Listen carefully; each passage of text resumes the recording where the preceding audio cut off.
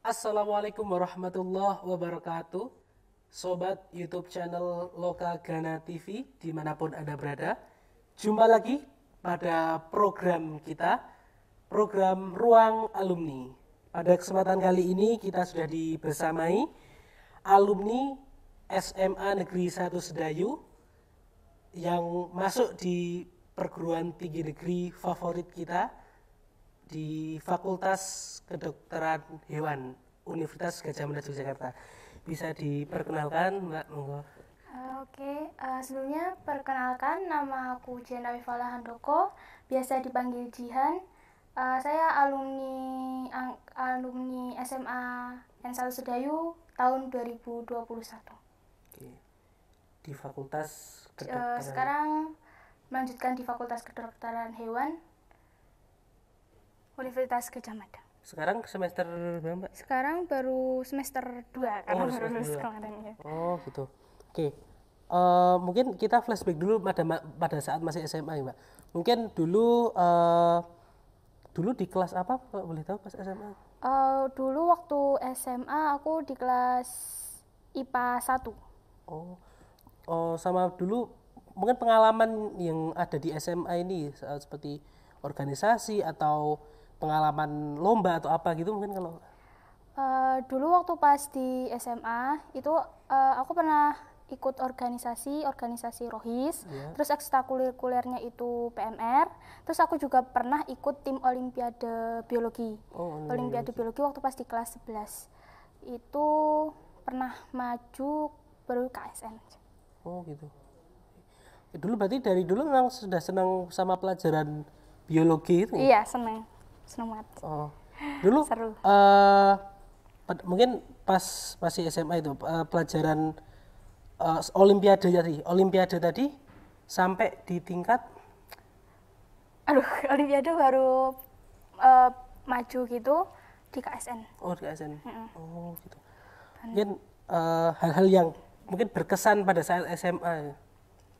Hal-hal yang berkesan waktu SMA itu ya waktu pas ikut organisasi itu kan pastinya di ROHIS itu kan ada kayak kepanitiaan gitu kan. Panitia mau ada Maulid Nabi, terus ada buat kurban, terus banyak lagi kan ada pengajian gitu. Nah waktu itu paling berkesan. Terus waktu pas pelantikan anggota baru gitu, terus anggota baru di ROHIS, PMR, terus ya itu sama waktu pas Olimpiade itu kan sama waktu itu pembimbingnya Pak Sumari itu diminta buat ikut ikut kayak penyuluhan gitu Olimpiade di SMA 1 Jetis. Itu seru banget sama teman-temanku. Mungkin perjalanan bisa masuk di Fakultas Kedokteran Hewan UGM itu kalau boleh tahu melalui jalur aku waktu itu masuk di FKH itu lewat jalur ujian tulis ya, utulnya UGM. UGM. Sebelum itu mungkin sudah masuk di SNMPTN atau eligible? Alhamdulillah waktu kelas 12 itu aku dapat eligible sekitar peringkat 15 kalau nggak salah. Itu aku waktu itu kan nekat banget ya, belum pernah ada yang namanya alumni gitu di FKH gitu. Terus aku coba buat SNM, itu nekat banget. SNM pilihan pertama di FKH UGM, terus pilihan kedua di FKH Universitas Brawijaya. Nah itu waktu itu aku udah pasrah banget, itu udah kayaknya emang nggak keterima, aku udah nyiapin hati. Waktu pas udah pengumumannya itu, itu bener-bener ya ampun nangis banget. Kan aku waktu itu emang udah kepikiran gitu kalau misalnya emang nggak keterima, tapi tetap nekat dan akhirnya tetap hancur juga waktu itu hatinya. Terus kemudian waktu SBMPTN itu aku juga tetap nggak patah semangat, aku tetap milih FKH, tetap nomor 1 itu FKH di UGM. Tapi sayangnya waktu pas ujian UTBK-nya itu, waktu UTBK-nya itu aku grogi banget emang udah siap, sebelumnya udah siap semuanya, udah aku pelajarin, udah gitu ya? siap banget. Tapi aku sampai tempatnya itu aku grogi banget. Itu yang paling disayangin, aku grogi, mau ngerjain kayak gitu, tanganku tremor, tremor sampai bolpennya itu sampai kaku banget lah, bolpennya sampai nggak mau gerak, tanganku tuh nggak mau gerak, saking groginya itu karena ya SBMPTN lah ngelawan satu Indonesia gitu. Yang apalagi fakultas kedokteran ya. Fakultas kedokteran Dewan itu banyak banget. Terus akhirnya waktu pas pengumuman itu aku udah firasat, oh ini kayaknya aku nggak bisa, ngelewatin ini, maksudnya udah feeling gitu loh, oh nggak bakal keterima kayak gitu. Terus akhirnya waktu pas pengumuman itu aku nggak keterima, aku awalnya ya nangis lagi, kan hancur banget ya gitu, aku nggak keterima. Terus akhirnya aku mikir lagi, kan ini kesempatan terakhir, masih ada utul mandiri UGM itu kan ada 3, prestasi, rapot, sama utul yang ujian tulis. Nah yang prestasi itu kan aku maksudnya belum ada yang sampai internasional kabupaten gitu kan, belum ada. Terus akhirnya aku nggak usah ikut yang prestasi ini. Terus aku yang kedua itu aku ikut yang kedua itu kan ada mandiri yang rapot. Nah itu aku awalnya mau ikut, aku kepikiran ikut rapot toh, tapi kok kayaknya ini ya nilaiku tuh nggak bagus-bagus banget. Tapi tadi bisa masuk situ kan? Tapi ya maksudnya nggak tinggi banget gitu, soalnya kan aku cuma peringkat 15 juga kan. Akhirnya aku milih yang ini, yang utul coba untuk ujian tulis itu. Terus aku coba, itu aku persiapan sebelum ujian tulis itu cuman 1 minggu berapa hari doang. Itu aku 1 minggu berapa hari doang, tapi kan aku sebelumnya udah siap di SBM ya, udah siap, udah materinya udah bisa dibilang udah di otak gitu kan. Terus aku tinggal ngulang lagi, aku ngeprint soal-soal, aku cari di internet gitu, soal-soal utul tahun-tahun sebelum-sebelumnya. Itu aku cari soal-soal 5 tahun sebelum tahun itu. Aku kerjain semua, aku selesaiin semuanya. Terus waktu pas utulnya itu aku benar-benar siap. Oh gitu. Mungkin tadi menyinggung yang grogi pada saat mengerjakan SBMPTN tadi. Mungkin hal apa tuh kok kita bisa grogi pada saat mengerjakan SBMPTN itu? Kurang tahu ya, kalau setiap orang grogi kayak gitu kan, setiap orang beda-beda ya groginya kayak gimana. Kalau aku ini emang orangnya itu grogian banget. Oh, grogian. Kayak gimana ya, gitu aduh aku panik gitulah. Nah aku nggak bisa pikir santai waktu itu. Jadi akhirnya aku grogi banget, terus bikin itu. Kalau ujian itu harus siapin hati, harus menata, harus tetap santai tapi fokus. Harus kayak gitu. Tapi gak boleh grogi, gak boleh kayak aduh gimana ini kayak gini. Jadi mungkin harus enjoy gitu ya. Enjoy tapi fokus. Belajarnya juga harus siap untuk. Tadi mungkin kalau yang ujian tulis sama SBMPTN itu sama atau ada bedanya itu untuk? Ujian tulisnya itu bedanya mungkin kalau SBMPTN itu kan iniin sama LTMPT kayak lembaganya gitu. Nah kalau ujian tulis itu diadain sama UGM-nya sendiri, sama UGM mengadakan gitu. Terus bedanya lagi kalau tahun aku itu UTBK-nya itu kan nggak ada nilai minus ya. UTBK-nya kan? Kalau jawab gitu nggak ada nilai minus ya kan. Kalau salah dapat minus ada poinnya tetepan. Nah kalau di utulnya sendiri, di utulnya UGM itu nggak ada kalau ngerjain itu ada minusnya, sistem minusnya. Oh gitu. Iya. Jadi harus benar-benar yakin jawabannya itu. Gitu. Mungkin kalau ujian tulis itu berapa? Mungkin dari SBMPTN dulu deh. SBMPTN itu berapa soal? SBMPTN, aduh aku lupa deh. Tapi ratusan? Lupa banget. Kayaknya nggak sampai ratusan deh. Tapi waktu itu SBMPTN kan ada 2 TPS sama apa sih TKA ya, sama TKA. Nah kalau di UTUL UGM itu ada 3. Oh 3. Kayak TPS, terus apa gitu yang logika gitu, terus sama yang terakhir itu TKA-nya, yang akademiknya. Oh, jadi tadi memang sudah perjuangan banget ya dari SNMPTN Fakultas Kedokteran Hewan, terus SBMPTN juga kedokteran hewan, terus alhamdulillah bisa keterima di ujian mandiri masih kedokteran hewan. Mungkin kalau di kedokteran hewan itu apa yang dipelajari apa aja tuh? Mungkin dari mata kuliahnya atau apa gitu? Berhubung aku masih di semester 2 ini ya, aku belum tahu banyak sih tentang apa aja yang dipelajari, tapi di semester 1 sama 2 ini kita tuh masih belajar tentang biologi dasar gitu, kayak sosiolog, kayak sitologi, histologi, terus anatomi kayak tubuh-tubuh gitu, terus parasitologi kayak parasit-parasit.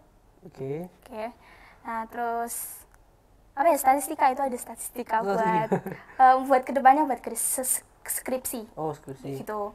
Terus ada praktikum juga, ya itu yang dipelajari tadi, yang biologi dasar tadi dipelajari, terus ada praktikumnya juga.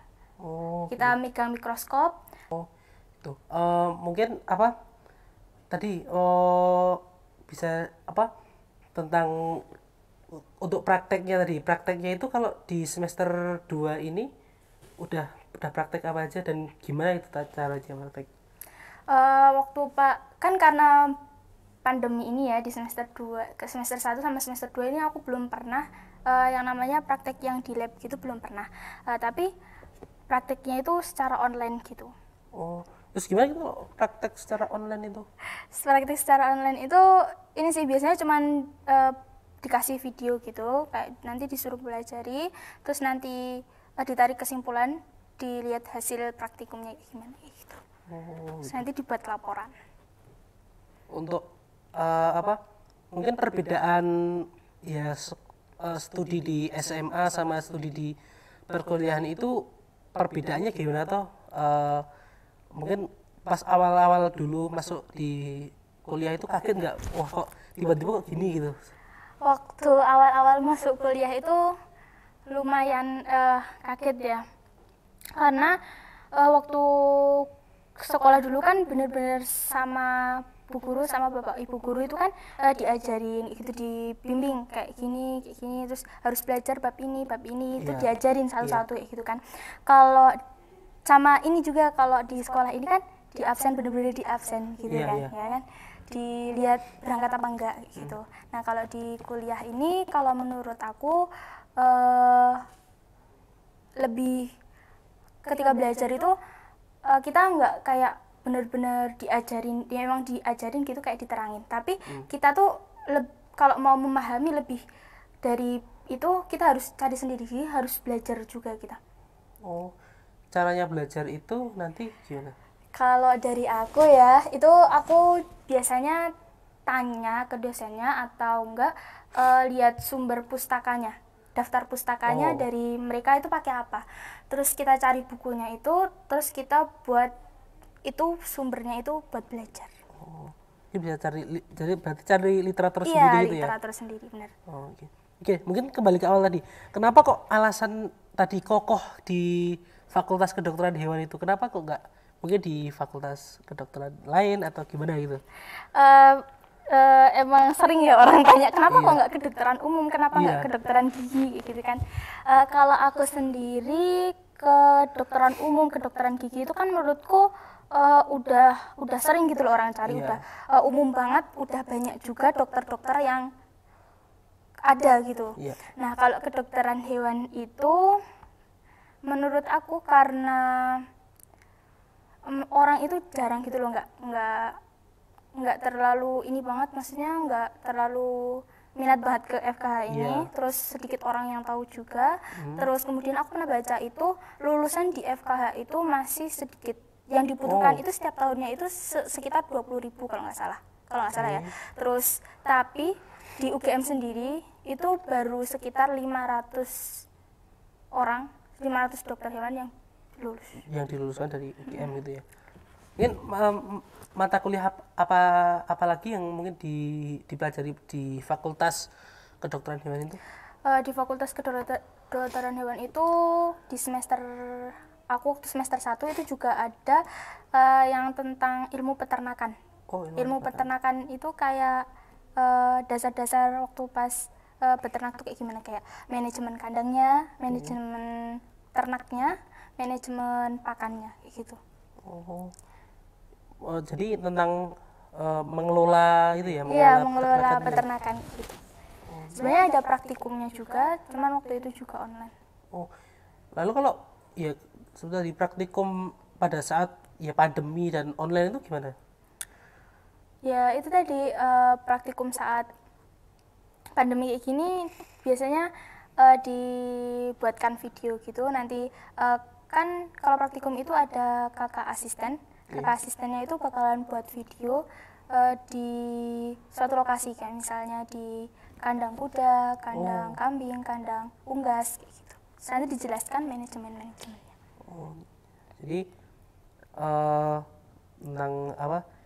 Tentang pengelolaan tadi. Iya. Kan terus seberapa penting nih kalau kuliah di Fakultas Kedokteran Hewan itu mungkin nanti sisi kebermanfaatannya dan sebagainya itu? Di FKH itu kan dia punya moto sendiri ya. Motonya itu manusia, mriga, satwa, sewaka. Manusia? Mriga, satwa, sewaka. Nah itu artinya itu menyejahterakan manusia, tapi melalui kesehatan hewan. Jadi, ya kita menyejahterakan ini si manusia itu dari kesehatan hewan. Jadi sebagai dokter hewan itu kita kan kayak memfasilitasi hewan gitu agar maksudnya kesehatannya terjaga gitu. Nah dari kesehatan hewan ini saat kalau misalnya hewan ini nggak sehat, maksudnya kayak ada penyakit gitu, takutnya ini bakalan ada kayak penyakit yang menular ke manusia. Nah itu penyakitnya namanya zoonosis. Ya hewan menularkan penyakit ke manusia, kalau nggak manusia menularkan penyakit ke hewan. Nah jadi dari situ kebermanfaatannya itu mungkin itu, soalnya kan sejahteranya. Mungkin nanti menjaga ya kesehatan hewan dan juga kesehatan berdampak pada kesehatan manusia ya. Mungkin nanti kalau lulus dari Fakultas Kedokteran Hewan itu selain jadi dokter hewan itu mungkin jadi apa lagi tuh? Sebenarnya di FK ini banyak banget ranah kerjanya, banyak banget. Jadi di FK ini selain jadi DRH tadi dokter hewan, itu juga bisa kerja di pemerintah. Di pemerintah di sektor kesehatan bisa, pertanian bisa, peternakan bisa, terus sektor kehutanan, terus di ini juga yang kayak kelestarian, terus buat karantina hewan itu juga bisa. Terus di laboratorium, terus ada sebagai pengajar juga bisa, kayak dosen gitu bisa, akademisi. Terus sebagai peternak itu bisa. Terus breeding hewan tuh kayak mengawinkan. Misalnya kalau kucing gitu kan, kucing misalnya dari kucing ras apa gitu dikawinkan dengan ras apa, itu biasanya bisa jadi usaha. Selain kalau kita sebagai orang awam kan lulusan dari Fakultas Kedokteran ya jadi dokter hewan gitu. Jadi itu banyak banget. Masih banyak lagi ya untuk sektor-sektor lain untuk menjadi usaha pekerjaannya itu. Mungkin harapan kedepannya setelah mendapatkan ilmu dari Fakultas Kedokteran Hewan ini dari Mbak Jihan mau melanjutkan sebagai apa gitu, mungkin cita-cita dari kecil aku pengen jadi ini atau aku pengen kerja di kementerian atau apa gitu? Oke, kalau dari aku sendiri sebenarnya lihat dari ibu ya sebelumnya. Ibu tuh kan kerja di laboratorium. Nah, dari situ aku jadi pengen cita-citanya jadi di laboratorium juga. Jadi sebagai peneliti gitu. Iya, laboratorium di kemungkinan BBVET aku pengen ke situ. Oh, gitu. Oke. Semoga bisa tercapai cita-citanya dan mungkin ini di akhir tapi seperti apa ya di mengulang yang tadi dari Mbak Jihan ini kan bisa masuk di Fakultas Kedokteran Hewan tadi melalui jalur SNMPTN, melalui jalur SBMPTN dan melalui jalur mandiri. Nah, itu tips belajarnya gimana tuh? Tips belajar mungkin kan bisa masuk di eligible itu kan berarti dari kelas 1 kan dari kelas 10 kan memang belajarnya sudah lumayan berarti nilainya bagus itu loh. Ya, lumayan. Mungkin gimana tuh belajarnya itu?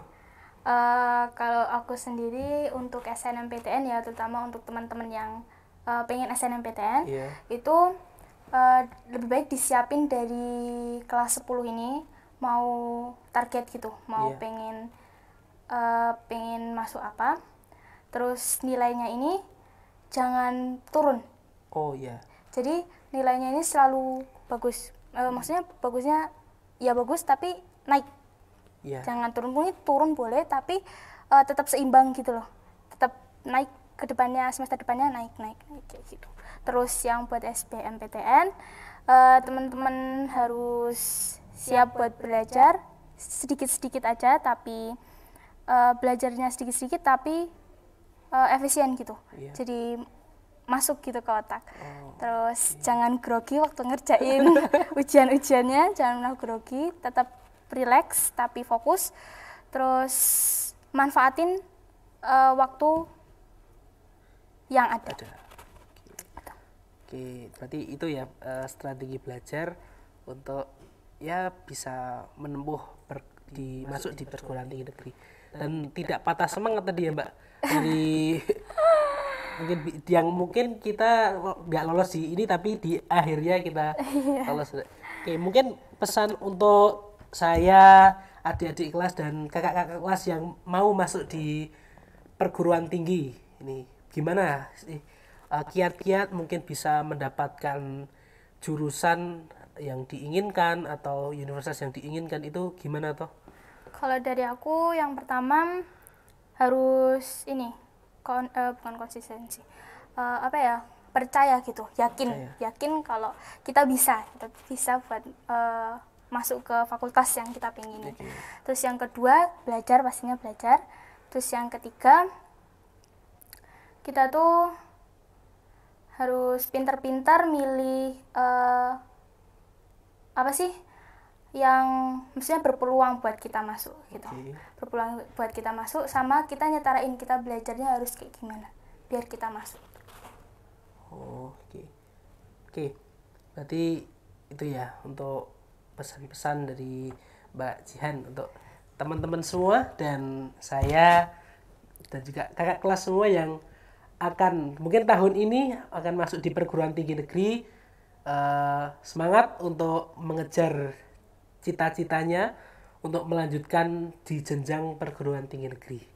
Itu ya, Mbak. Terima kasih sudah bergabung di ruang alumni. Semoga diberi kelancaran dalam perkuliahan dan segera bisa lulus.